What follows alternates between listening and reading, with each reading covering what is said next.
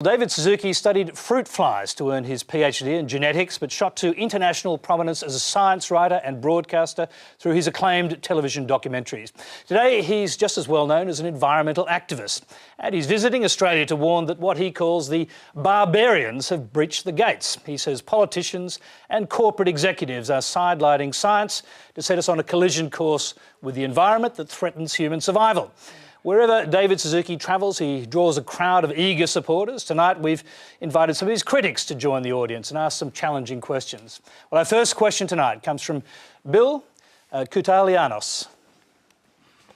Go ahead, Bill. Oh, hi. Since 1998, global temperatures have been relatively flat, yet many man-made global warming advocates refuse to acknowledge this simple fact. Has man-made global warming become a new religion in itself? David, go ahead. Yeah, well, I don't know where why you're saying that. The 10 hottest years on record, as I understand it, have been in this century. In fact, the warming continues. It may have slowed down, but the warming continues, and everybody is anticipating some kind of revelation in the next IPCC reports that are saying we got it wrong. As far as I understand, we haven't.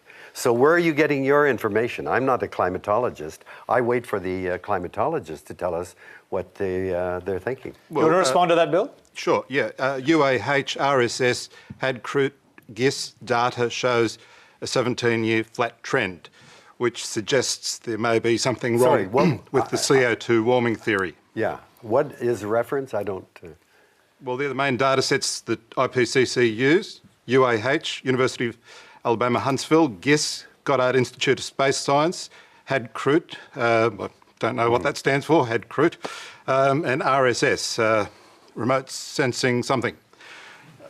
So those data sets suggest a 17-year flat trend, which suggests there may be a problem with the CO2. There may be a climate skeptic down in Huntsville, Alabama, who has taken the data and come to that conclusion. I say let's wait for the IPCC report to come out and see what the vast bulk of scientists who've been involved in gathering this information will tell us. I'm not, we can cherry pick all kinds of stuff. Cherry pick, in fact, the scientists that we want to listen to. But let's listen to the IPCC.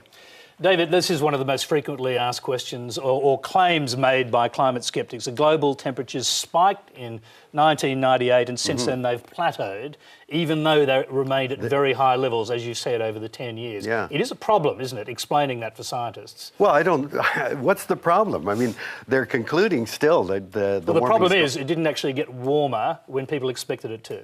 Well, as far as I understand, it is getting warmer, so I don't know what the disagreement is there. All right, let's go to our next